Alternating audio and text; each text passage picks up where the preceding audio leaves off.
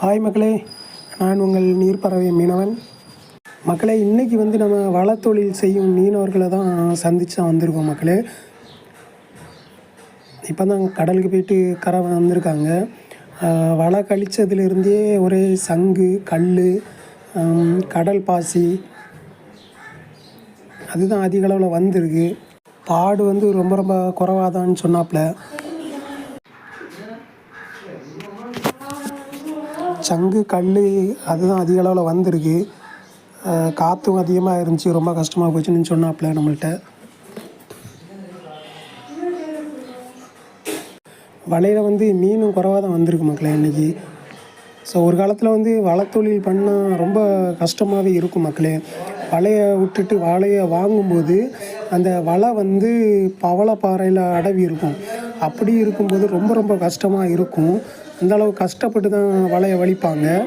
ஆனால் இப்போ உள்ள நவீன காலத்தில் அது ரொம்ப எளிமையாகிட்டு மக்களே.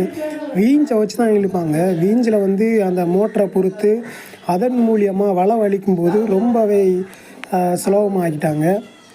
கல், சங்கு அந்த மாதிரி தான் வந்திருக்கு மக்களே. வலையில் குறைவான பாடு தான் இன்றைக்கி.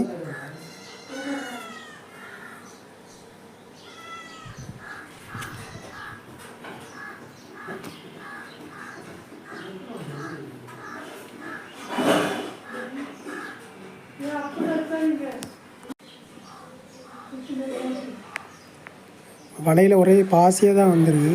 இது மூரை. இந்த மூரை இது சின்னதாக இருக்குது. கொஞ்சம் பெருசாக வளர்ந்து அப்புறம் வளர்ந்தால் இதில் ஒரு குச்சி இருக்கும் மக்களே. இதை வச்சு நாங்கள் ஸ்லேட்டில் கூட எழுதியிருக்கோம்.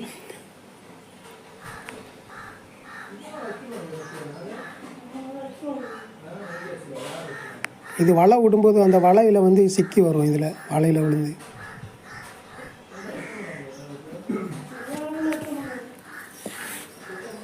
இதான் வீஞ்சு மக்களே. இது மூலியமாக தான் வலை வலிப்பாங்க மோட்டரை பொறுத்து. அதனால் வலை வலிக்கிறது ரொம்ப ஈஸியாக இருக்கும்.